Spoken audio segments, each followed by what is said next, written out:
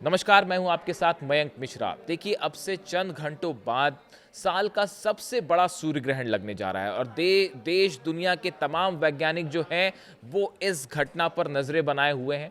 लेकिन ज्योतिष विज्ञान का अलग दावा होता है। ज्योतिष विज्ञान के मुताबिक सूर्य ग्रहण का राशियों के हिसाब से आम जनता पर, लोगों पर बड़ा असर होता है। तो आज हम बात ज्योतिष विज्ञान की करेंगे और हमने देश की एक बड़ी ज्योतिषाचार्य से ये समझने की कोशिश की कि ये सूर्य ग्रहण जो होगा उसका राशियों पर और लोगों पर क्या असर होगा। हम आपको दिखाते हैं उन्होंने क्या कहा। नमस्कार, मैं हूं डॉक्टर पूजा भाटिया और आज हम बात करने वाले हैं 12 अगस्त 2026 को लगने वाले सूर्य ग्रहण की। 12 अगस्त को जो ग्रहण लगने वाला है ये पूर्ण सूर्य ग्रहण होगा और कर्क राशि और अश्लेषा नक्षत्र में लगने वाला है। और ये जो ग्रहण है इसका विशेष इम्पैक्ट 4 राशियों पर पड़ने वाला है। तो किन 4 राशियों को विशेष सावधानी बरतनी है इसके बारे में हम बात करेंगे। हालांकि जिस समय ये ग्रहण लगेगा उस समय भारत में रात होगी और ये जो ग्रहण है इंडिया में बिल्कुल भी नहीं दिखाई देने वाला है।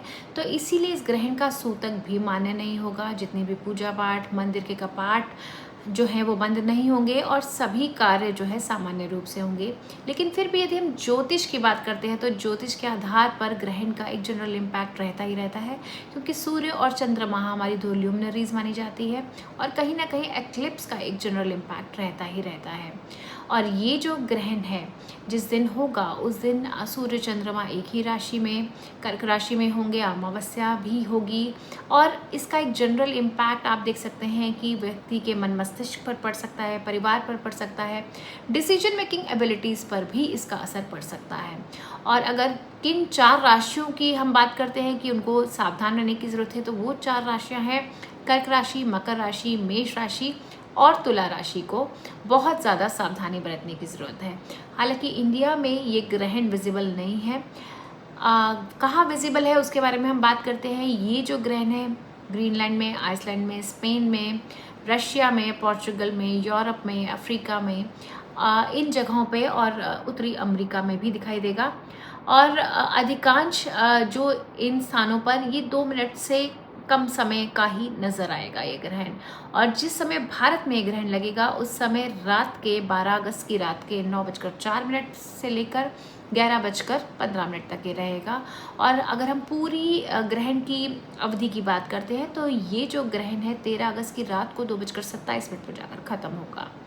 अब बात करते हैं कि किन राशियों को विशेष सावधानी बरतनी है। तो सबसे पहले मेष राशि की बात कर ली जाए।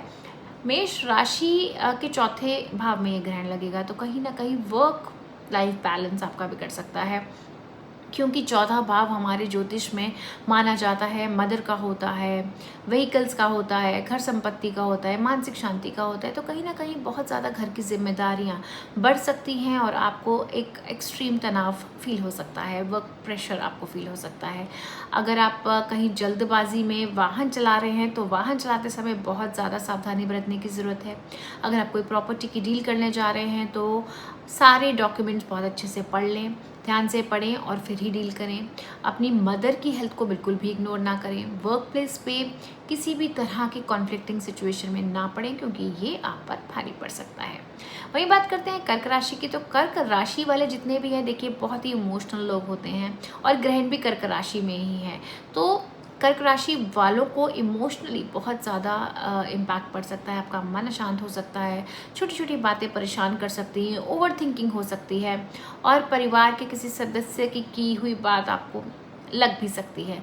तो कोई भी डिसीजन लेना है कर्क राशि वाले तो जल्दबाजी में कोई भी डिसीजन ना लें, चाहे वो जॉब से रिलेटेड डिसीजन हो, रिलेशनशिप का हो, कहीं इन्वेस्टमेंट का डिसीजन हो। 2 बार अच्छे से सोच समझ कर विचार कर कर ही डिसीजन लें और अपनी हेल्थ का विशेष ध्यान रखें, क्योंकि कहीं ना कहीं आपको हेल्थ रिलेटेड इश्यूज आ सकते हैं, आपको नींद आने में परेशानी हो सकती है, पाचन शक्ति में प्रॉब्लम आ सकती है। वही बात करें तुला राशि की। तो तुला राशि के 10वें भाव में ये जो ग्रहण है वो पड़ने वाला है। तो 10वां भाव हमारा प्रोफेशन का होता है, जॉब का होता है, बिजनेस का होता है, मान सम्मान प्रतिष्ठा का होता है। तो ऐसे में आप अपनी जॉब में किसी भी कॉन्फ्लिक्टिंग सिचुएशन में ना पड़ें।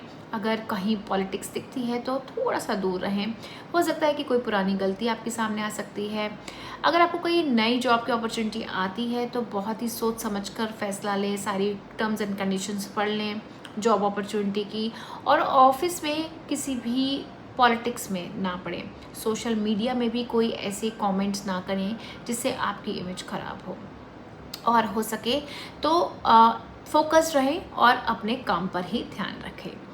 अंत में बात करेंगे हम मकर राशि की। मकर राशि वालों के 7वें घर में ये जो है ग्रहण पड़ने वाला है। तो 7वां घर हमारा पार्टनरशिप का, मैरिज का होता है।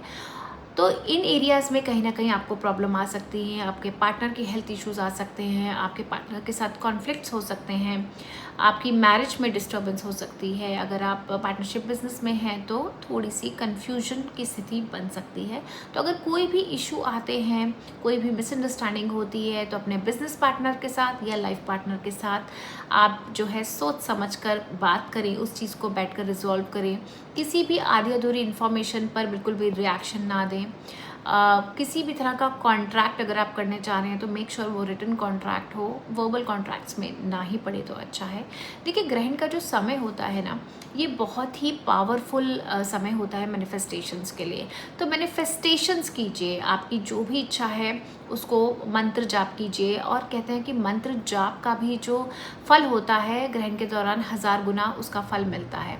तो पॉजिटिव सोचिए, पॉजिटिव रहिए, अपनी हेल्थ का ध्यान रखिए, मानसिक जाप करते रहिए। ग्रहण के बाद जो है पूरे घर को गंगा जल से आप शुद्ध कीजिए, स्नान दान कीजिए। दान का विशेष महत्व होता है। ग्रहण के बाद दान करते हैं तो आपकी घर में जितनी भी परेशानियां हैं वो दूर हो जाती हैं। और पॉजिटिव रहिए, ग्रहण से बिल्कुल भी घबराने की ज़रूरत नहीं है। धन्यवाद।